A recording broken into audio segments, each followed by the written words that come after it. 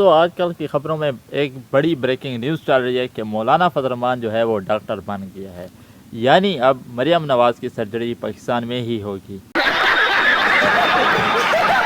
دوستوں ایسے قافلے تب نکلا کرتے تھے جب پاکستان میں بہت زیادہ مہنگائی ہوا کرتی تھی۔ پیٹرول کی جو پرائس تھی ایک لیٹر کی قیمت 130 روپے پر تھی جب ایسے قافلے نکلا کرتے تھے، یہ لوگ نکلتے تھے مہنگائی کے خلاف۔ اب ماشاءاللہ ان کے نکلنے کے بعد اب وہی پیٹرول کی قیمت 260 روپے پر ہے۔ مولانا مریم نواز سے دوستوں مجھے کوئی مسئلہ نہیں ہے کسی کے ڈاکٹر بننے سے، کسی کے وکیل بننے سے، یا کوئی انجینئر بنے یا کوئی پائلٹ بنے۔ میں حیران ضرور ہوتا ہوں ایسی خبریں سن کر، کیونکہ دوستوں آپ کو بھی پتہ ہوگا کہ چائنا دن بدن ترقی کر رہا ہے۔ ان کی ترقی کا راز آپ لوگوں کو میں آج بتاؤں گا۔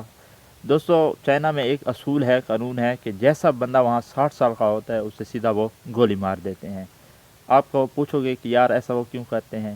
ایسا تو انہیں نہیں کرنا چاہیے، لیکن میں آپ لوگوں کو بتاتا ہوں کہ ان کا ماننا یہ ہے کہ جب بندہ 60 سال کا ہوتا ہے تو اس کا دماغ کام چھوڑ جاتا ہے، لہٰذا نہ وہ خود کام کرتا ہے اور نہ دوسروں کو کرنے دیتا ہے، لہٰذا اس کا زندہ رہنا زیادہ ضروری نہیں ہے، اس لیے وہ سیدھا گولی مار دیتے ہیں۔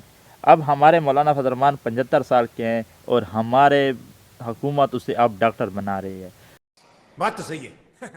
پھر ہم ہی ہوتے ہیں، پھر یہ کہہ رہے ہوتے ہیں کہ پاکستان ترقی نہیں کر رہا، پاکستان میں حالات ایسے ہیں، پاکستان میں حالات ویسے ہیں۔ پاکستان میں حالات کیسے سدھریں گے جب ہم 75 سال والوں کو، جہاں دوسرے ملکوں میں لوگ گولی مار دیتے ہیں، ہم ان کو ڈاکٹر بنا رہے ہیں؟ تو کیا خود ترقی کرے گا پاکستان؟